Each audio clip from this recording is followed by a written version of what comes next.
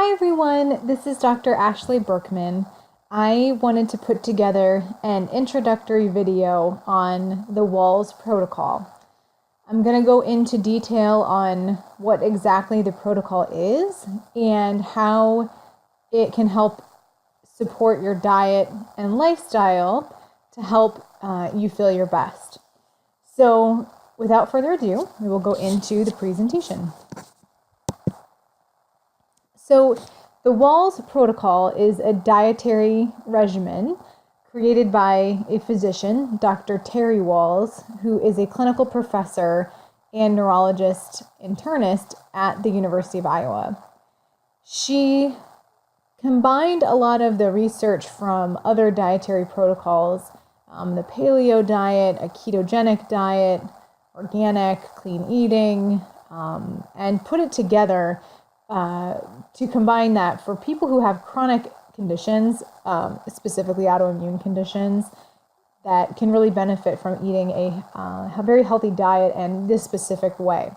So she was motivated to look into this because of her own autoimmune journey. She was diagnosed with multiple sclerosis in 2000, and she initially was diagnosed with relapsing remitting multiple sclerosis, which then turned into a secondary progressive, which is a little bit more serious, and progressive meaning it just kind of slowly progresses. And with multiple sclerosis, for those who don't know, it is a degenerative condition of your nervous system. Basically, the outside of your brain and your spinal cord that protects it and your nerves becomes damaged by your own immune system, and it makes it so that you can't walk and think as well, breathe.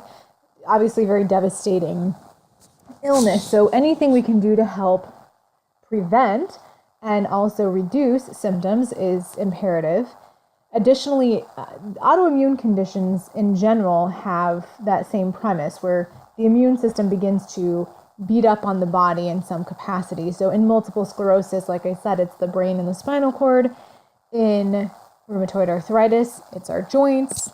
In Sjogren's disease, it's our lacrimal ducts and our tear ducts that produce tears, and it's the salivary ducts that produce saliva. And there's several autoimmune conditions where our immune system will glitch and then in turn start to attack our own tissue. So the premise of this diet is to help our body's immune system find balance so we are healthier overall, and so that our immune system is no longer confused and does not increase and support this attack of our own tissue.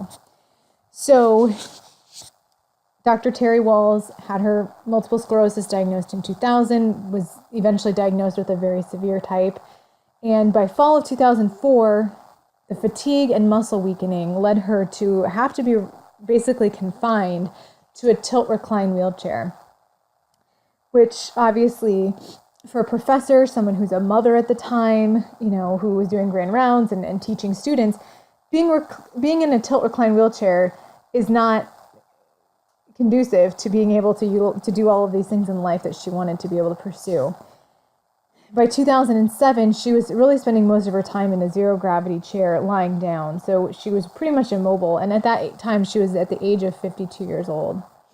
So really, again, her motivation came from her journey. She was, being treated as a neurologist with the latest and greatest medications and treatment options at the time, and she was still failing.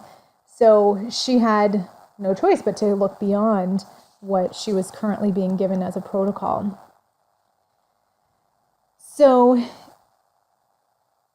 what she really found was that you need to really focus in on every single cell in your body, the health of those cells. Well, what do the cells need in order to function? Well, nutrients and a lot of cofactors and things that are going to help produce energy in those cells. So she started to look at research specifically in cellular health and multiple sclerosis and other neurodegenerative diseases like Alzheimer's disease, Lou Gehrig's disease, and Huntington's disease. And she found a very common link that within our cells, there are these powerhouses called mitochondria. And mitochondria are like they're batteries of our cells. And when they cease to work, the cell will die. So we already are having cellular death in the nervous system with multiple sclerosis, Alzheimer's disease, Lou Gehrig's, and Huntington's. So what can we do to preserve those cells? If our immune system's already saying to attack and beat up on these cells, what else can we do to support them? And so she started by looking at these mitochondria. So she found in mouse studies that in which mitochondrial support protected the brain from cell death. So in mice studies, doing things to support your mitochondria reduce the rate of cell death of those neurons of the brain cells. So obviously it's in a mouse, but she wanted to replicate that in humans by using food, which is what the diet is based on. She read up on several supplements that actually support mitochondria, and specifically supplements that were used in these mouse models. And she began to utilize those internally for her own benefit. And she continued to look at the research on what else you could do to support mitochondria. So, and she was finding benefit in her health by doing so. So in addition to supplementation for mitochondrial support via diet and supplement regimens, she looked into a therapy called e-stim therapy, which is a therapy that re-educates muscles. So it's most often done at a physical therapy or chiropractic or physical medicine clinic. You'll find this type of therapies. So she needed to regain muscle strength when sitting in a zero gravity chair. If anyone of you has ever had a surgery on a limb or have a broken limb where you're having to be in a cast and immobilize a part of your body, it's pretty incredible how quickly those muscles actually atrophy and decrease because you're not using them. So the old adage, if you don't use it, you lose it, is quite true, especially when it comes to musculoskeletal muscle. So she was using this e-stim as a regimen to help support re-educating her muscles. So it's an important piece to know this, that in her recovery process and health process, it wasn't just food that she utilized to get out of that zero gravity chair. She used these other therapies as well. So in her journey, in all this research, she began to learn about functional medicine. And it's a new way to kind of think about the body. It's not just mechanistically that if this algorithm, then that outcome, but if we input what your body needs to support its own cellular, at the cellular level, its processes, that you can have outcomes that are greater than any medication you could ever give. So she was really starting to think of a new way about her health, that her brain was literally on fire, as she put it in quotes in her book. And so she wanted to, put out that neurological fire, because that is exactly what her illness was attacking. So she wanted to do something more than just supplementation. And as a naturopathic physician, that is, something that we use quite a bit is supplementation, but that is just, as in the name implies, a supplement to other things that we should be doing. So sometimes, for example, like vitamin D, it's very difficult to get enough dietarily because the sources are so limited, especially when we live certain latitudes above the equator because of the sun exposure. We think of vitamin D from the sun, but those of us that live here in New England know we're probably going to have to supplement in the wintertime in order to get and maintain adequate levels. So she was also curious about this, though, that we can't have to supplement all of our nutrients and vitamins and minerals. There's got to be other ways. So she looked into specific diet regimens that would help her to attain these phytonutrients and minerals and vitamins just from her diet. So starting by looking at the paleo diet, she was looking at what foods are people eliminating and why, and what are the reasons why we eliminate certain things from our diet. And from a functional medicine approach, learning how to get all these phytonutrients from food. So she did a lot of research on, well, if I need to get adequate amounts of vitamin C, how much of a certain plant do I have to eat in order to attain that? So she really dived into the research on that. So in addition to supplementation for mitochondrial support, she found that there were these compounds that were pretty much yet to be named from food. So we know when we eat a plant, it's not just the nutrients that we're getting, the vitamins and minerals, but we're getting the fiber and we're getting the other aspects that that plant can give us. So by eating these actual things, it's much more of benefit. So after 3 months of incorporating her diet and using e-stim, or this electrical stimulation, she was able to work again and see patients. After 6 months, she was able to walk through the hospital she worked at without a cane, much to her colleagues' astonishment. And she had this new understanding of medicine, that disease begins at the cellular level, and when those cells, their powerhouses and mitochondria, are starved of nutrients, we will cease to function properly.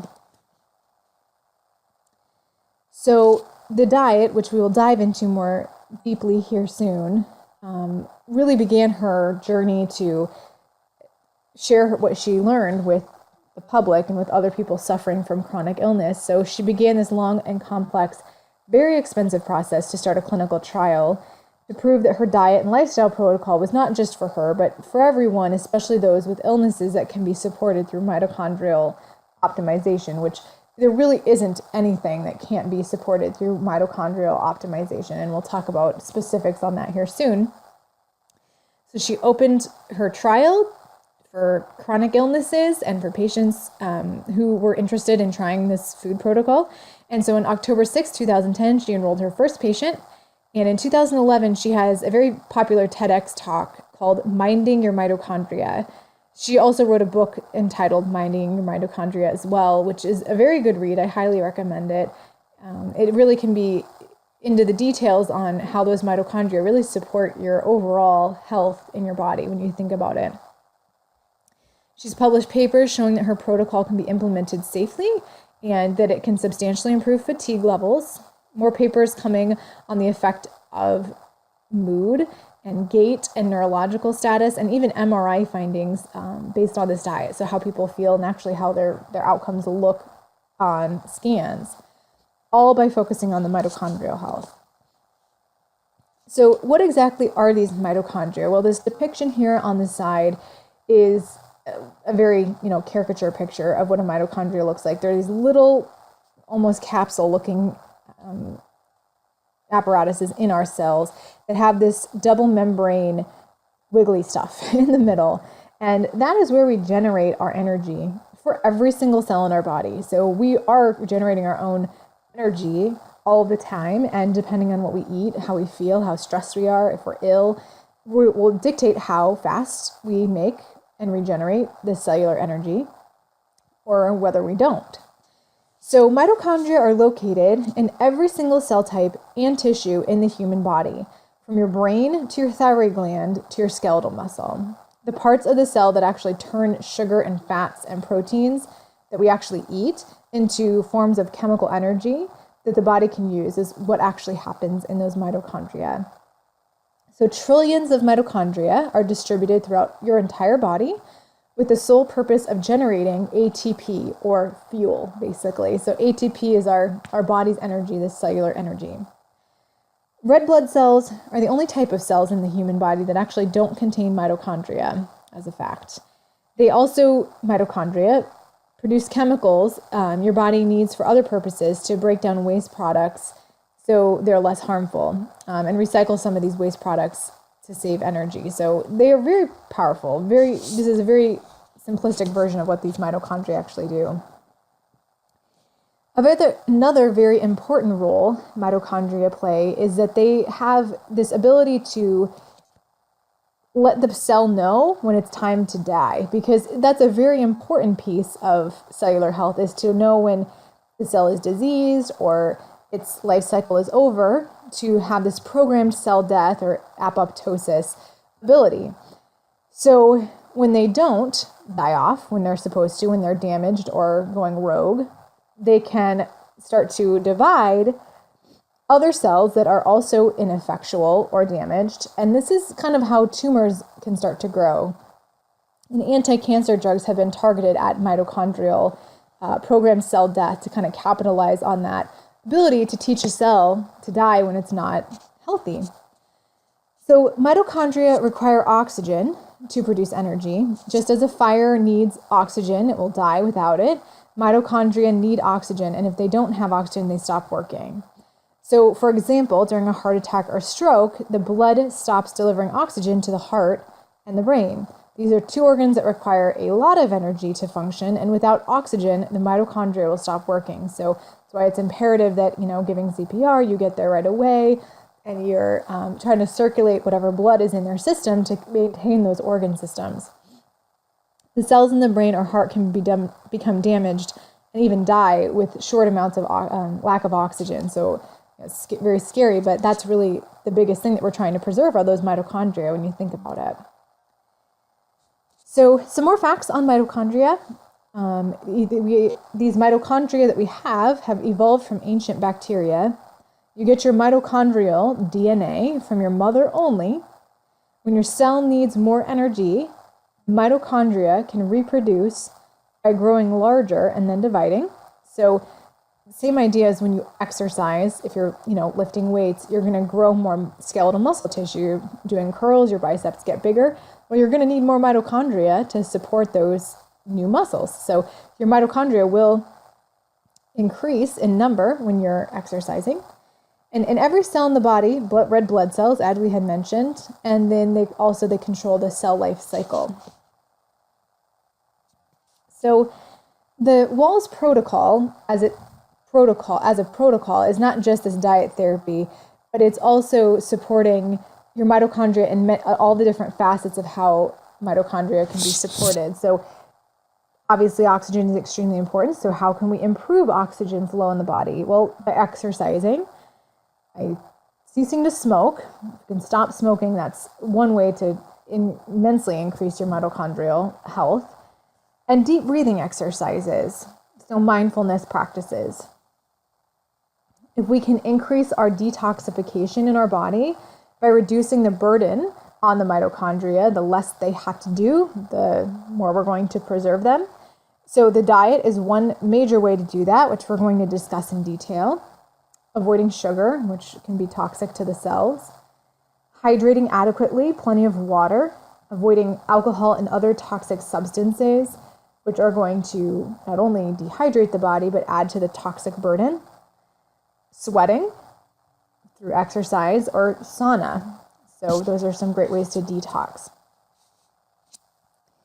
Sleep is an extremely supportive thing we must do for overall health, but really what we're doing is it helps to allow your body to relax and let those mitochondria regenerate and produce more ATP, or cellular fuel. So there's quite a bit of research on those who are sleep deprived.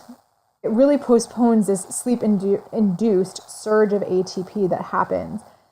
So if we're waking frequently in the night, if we are not getting adequate amounts of sleep lengthwise, that can really decrease our mitochondrial health, the ability to make more energy. Chronic stress leads to chronically increased levels of cortisol, which is our stress hormone that gets put out into circulation when our body's under stress in any capacity. And chronically elevated levels of cortisol can have an effect on many body systems, specifically the thyroid function, your blood sugar control, and your immune system response, and all in the end affecting our mitochondria. For running from a bear 24/7, your mitochondria only have so much energy and so much stamina before they start to burn out a bit. So we don't want to be chronically stressed. And exercise, as we had mentioned, by increasing oxygen flow, it also, as in the example I gave, if you're lifting weights, is going to increase the number of mitochondria because there's going to be a need to support those new cells that we are generating. So specific supplements or nutrients, I should say, that actually support mitochondria that have copious amounts of research behind them would be B vitamins, magnesium, coenzyme Q10, alpha-lipoic acid, carnitine, a supplement called PQQ, arginine, sertraline, and all the antioxidants, specifically vitamin C and vitamin E. The idea here is not to run out and take these all as a supplement. Obviously, we want you to speak to your healthcare practitioner about what your specific needs would be. And again, supplements meaning adding to our base regimen, which will include all things to support your mitochondria, including diet. So our body is made up of cells. Cells are the smallest unit that make up our living body. Humans have trillions of cells with various functions. We require certain nutrients in order to function properly. And malfunctions at that cellular level can eventually impact our overall health. Our genetics, which is a very important piece, our genetics do not have to be our destiny. If it were all up to our genes, it wouldn't really matter what we ate, what we did, if we exercised or not. Those things wouldn't influence us if your genetics solely were involved in creating an illness. There's a whole idea with this epigenetics, meaning what our environment is will help to either turn on or turn off these genes that we have predisposing us to certain conditions. So therefore, we should be doing everything we can to keep genetics predisposition at bay. And, sometimes despite our best efforts, these things will still express themselves.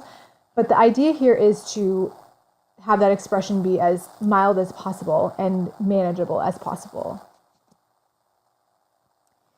So lifestyle medicine, which is where I believe naturopathic and functional medicine practitioners shine, really gives you a decision, and it's put into your hands, into the patient's hands, that you get to decide how you want to live. You have a lot of control over which genes become active in your body, like I mentioned, and lifestyle corrections now can really stop the progression of disease and in many cases start to reverse your symptoms of that disease. So signs of mitochondrial dysfunction. So what you're probably asking yourself, well, mitochondria, okay, I get what they are. Obviously, they're extremely important, ways to support them. Well, what happens when they're dysfunctioning? What does that even mean? So you don't have to have an autoimmune condition to suspect you have mitochondrial dysfunction. If you're feeling chronically fatigued, you're eating a high sugar, starchy diet because you're tired all the time, you're over the age of 50, you're on medications for cholesterol lowering, like a statin medication. If you take prescription medications over the counter regularly, so really anything that's processed through our liver, those mitochondria definitely get burdened quite a bit. Anti-acid medications, those will reduce our nutrient absorption, therefore kind of starving the mitochondria of the nutrients that they require. If you have chronic migraine headaches or just headaches in general, or if you have a chronic illness like an autoimmune condition. Your new prescription for those symptoms is food. So dividing food into what categories you need to be getting in a day in order to feed those mitochondria, those powerhouses, and avoiding foods that damage that burden on the mitochondria. So let's start taking care of those powerhouses through diet, sleep, stress management, and exercise. So definitely be speaking with your healthcare practitioner about the medications you are on, considerations for testing, maybe looking at your nutrient levels and supplementing if you're quite low. Starting simple to gain some momentum in this process, because lifestyle changes are one of the hardest things to ask people to do, especially when it comes to diet. People are very hooked and addicted really on certain food products, and we grow up a certain way, eating certain foods, and that's our comfort and that's our tradition. And sometimes people really can become downright hostile when you ask them to change certain things in their diet. But the proof is in how you're going to feel. So one diet is not, the be-all end-all for every single person out there, but the idea is that we find something that's going to help support these mitochondria, because again, there is not one single illness symptom that someone presents that cannot be benefited by really just going down and drilling down and helping to support these mitochondria. And really, when you think about it, we must hydrate, we must sleep, we must eat, we must stress manage, and we must be able to feel safe and relax. So these things are foundational for humans to exist. So this isn't just a novel new idea based on the Wahls Protocol. This is the foundations of functional medicine, naturopathic medicine. But here we kind of, with the diet, focus more in on how can we support those mitochondria specifically to get those cells as healthy as possible. So without further ado, here is the Wahls Protocol diet. So there's 4 different protocols that are thought of when you talk about the Wahls Protocol. The first is an elimination diet, where you eliminate 4 things from your diet that are usually in most standard American diets in copious amounts, that are known to irritate the immune system, weaken the immune system, not allow it to discern what is us and not us, which will burden the mitochondria and stress the body. So the 4 things that you eliminate include eggs, dairy, anything from a mammal, all dairy, wheat and gluten, and sugar. So I often hear, what does that leave me? Plenty, and we'll talk about the things that we add in. So it's never fair to just take things away and expect someone to understand what they're supposed to eat. So we're going to be adding things in to support us through this process. So that is level 1 of the diet, which most people start at, which is sometimes plenty good to get people in really good shape. The next is where we take that elimination diet a little bit further, and we turn it into a bit of it with a paleo spin. So Paleolithic diets are thought to be these diets that we ate when that our ancestors ate. So, eating more raw, lots of vegetables, things we can cultivate from the earth, and game. So eating animals. So not a lot of grains or processed things that we actually have access to now. So you basically take that first elimination diet, cutting out eggs, dairy, wheat, gluten, and sugar, and you also cut out all legumes and grains. So no more rice, no more lentils, no more beans, those kind of things. And I like this diet a lot for patients who have a lot of issues with glucose regulation and blood sugar stuff, because it really does help to allow your system to not subsist on sugary, starchy things and to start to burn fat and proteins a little bit more effectively.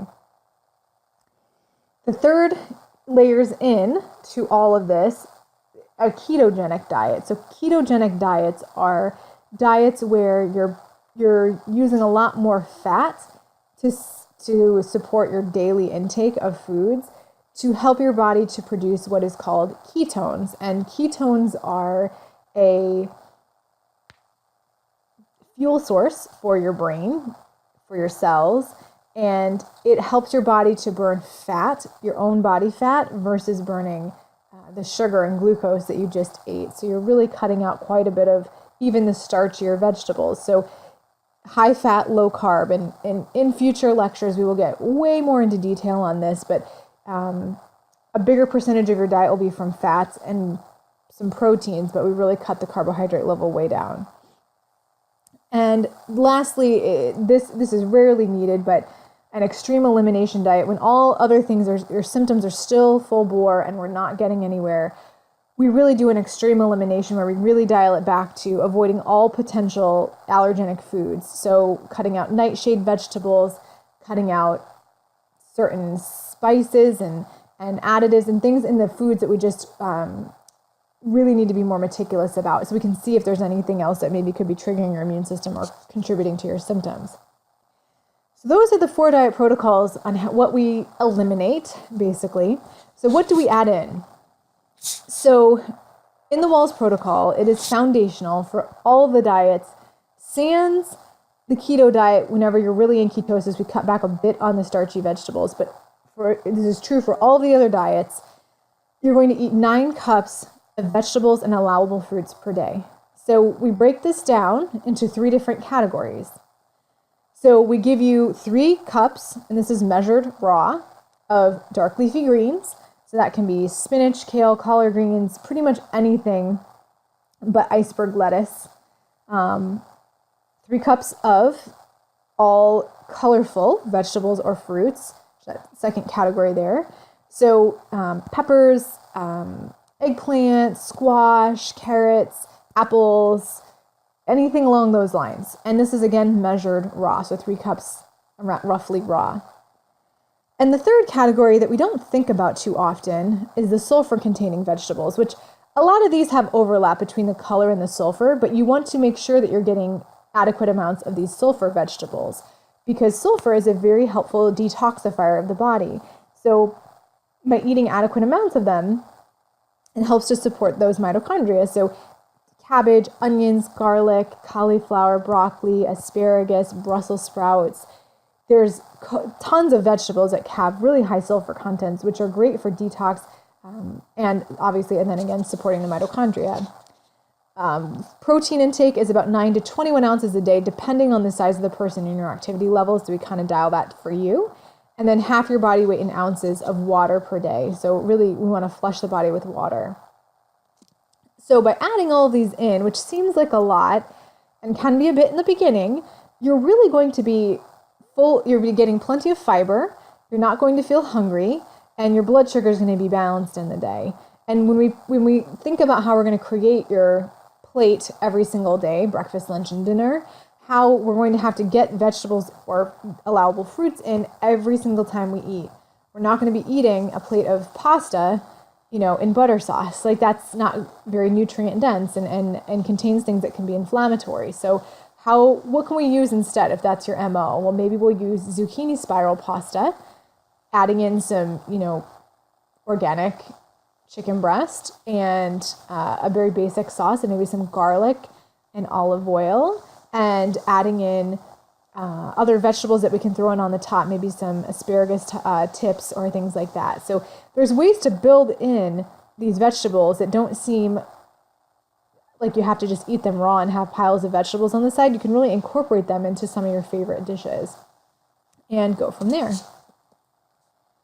So in upcoming webinars, we're going to talk more specifically on each type of diet, more focusing on the basic elimination, the elimination with the paleo, and the ketogenic diet. So how I'm going to organize that is into a series of different lectures, webinars that people can listen in on and learn alongside and be able to rewind, look back, and gain support that way. As always, you're welcome to talk to your specific healthcare practitioner in our office about more details on the diet. And we have considerations for hosting live groups, in-person groups. Just from what I've gathered from patients currently, coming to the office weekly for meetings is difficult, so maybe meeting through online would be okay.